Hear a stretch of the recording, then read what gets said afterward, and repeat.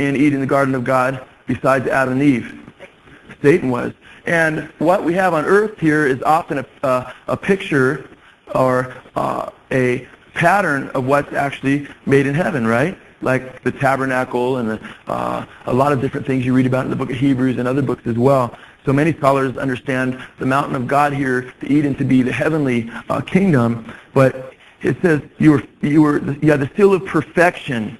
No man is perfect, right? Full of wisdom and perfect in beauty. See, Satan was a very beautiful angel of God, a top-ranking angel. Many believe the highest angel.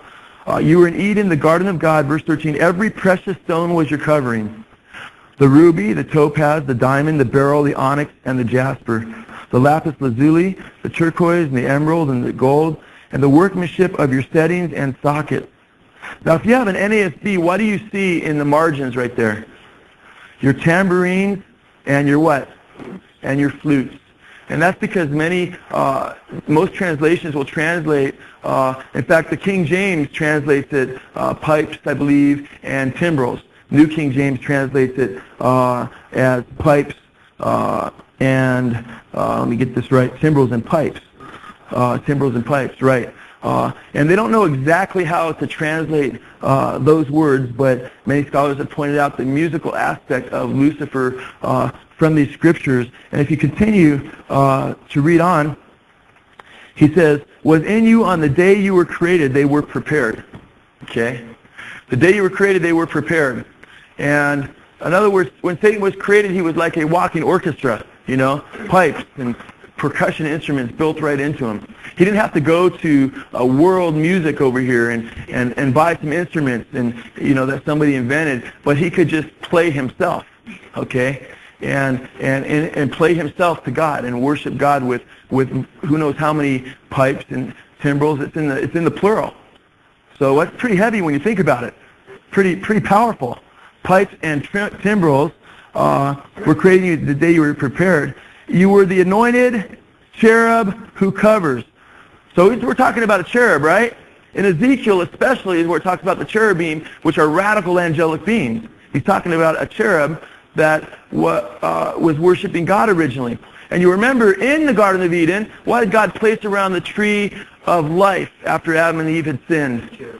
Cherubim, other cherubim. But this one is, now this is interesting. He doesn't say you were one of the cherubs, but he says you were the what? Anointed cherub who what? Covers. And many scholars believe that speaks of a specific position of worship. You remember the angelic cherubim, or the angels, on the Ark of the Covenant. You remember their wings, when Moses was to build it, were spread over the Ark, and the Ark, and the top of the Ark was supposed to represent, and the Ark was supposed to represent God's presence. So it was like a covering of God's presence. Like almost not that God needs protection, but God does have armies, you know. A very close proximity of worship and praise. And he says, you are the anointed cherub who covers, and I placed you there. You were on the holy mountain of God. You walked in the midst of the stones of fire. Pretty radical, huh? Whatever this heavenly throne is like, it's pretty radical.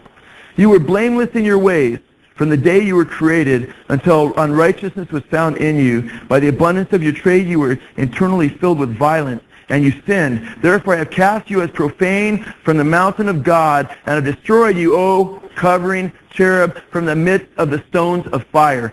Satan lost his place in worship in the heavenly kingdom. Look at verse 18. By the multitudes of your iniquities in the unrighteousness of your trade, you profaned your what? Sanctuaries. What are sanctuaries? They're places of what? Places of worship. He profaned his own places of worship. That's heavy when you think about it. He's an anointed cherub who covers, has a special place, and he profaned the sanctuaries. Therefore I have brought fire from the midst of you. It has consumed you, and I have turned you to the ashes on the earth in the eyes of all who see you. All who know you among the peoples are appalled at you. You have become terrified, and you will be no more. Okay, the demons tremble, it says. And this is talking about he'll be no more. It's talking about the future of how God will bring an end to Lucifer. And I think what's incredible about the text we're looking at is we're looking at Satan's creation, and we're also looking at his destruction. And in both the account of his creation and his destruction, what do we see? We see music. Okay? and we see that he's profaned his sanctuaries, and he blew it big time. Now, we can observe a lot of different things from these things. I just want to quote a couple biblical scholars and commentators along the lines of music and Satan.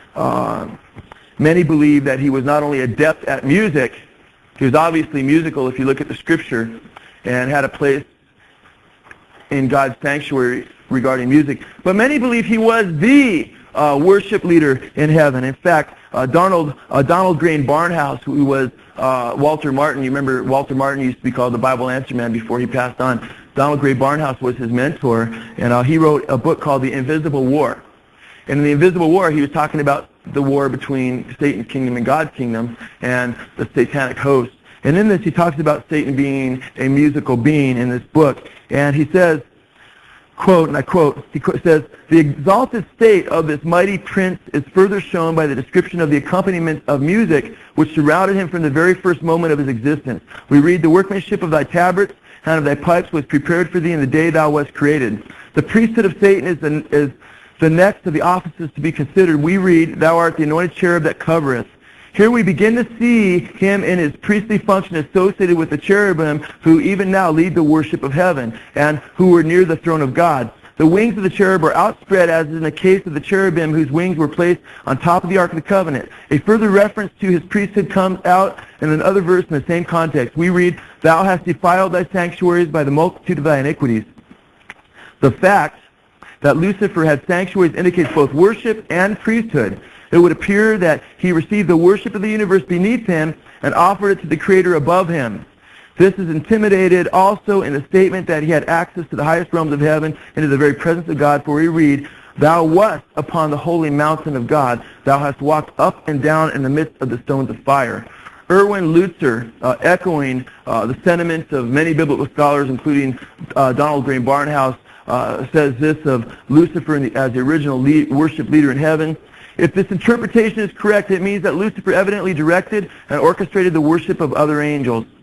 He received the worship of the angels beneath him and passed it on to God above him. None of the adoration was to be diverted along the way. God alone deserved all that was accorded to him. Most other scholars believe that Lucifer's primary residence was near the throne of God in heaven. Whether on earth or in heaven, it seems clear that Lucifer was a cheerleader for the Almighty. He was God's worship leader, the director of choirs, and the coordinator of praise. That's pretty heavy when you think about it. You know, I personally don't go as far to say he was the sole worship leader of heaven or the main one, although it's a very strong possibility, but he was definitely, when you read the text, created to worship and had a place in worship close to the throne of God, and specifically pointed out in the scriptures that his music is specifically pointed out. What's interesting is Satan was tired of being a worship type leader, and he wanted to actually be God.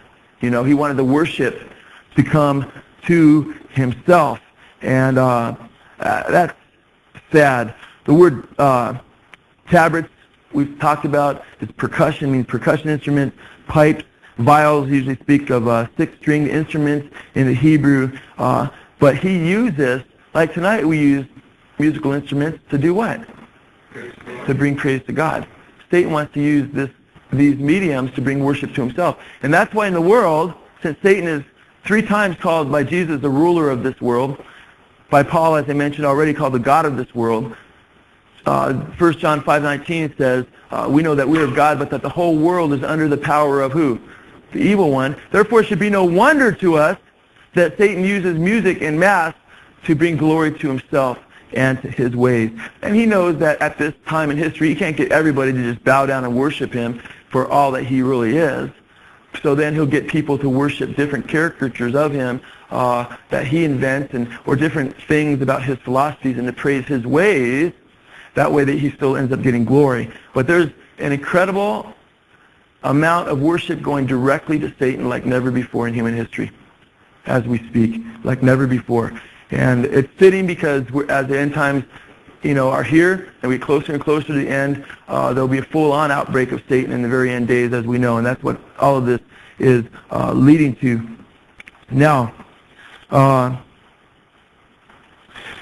it's important to note a few other things. Is we know that Satan brought many of his angels down with him. Many of those who, at least a third of the angels that followed Satan fell. In fact, turn to Revelation chapter 12.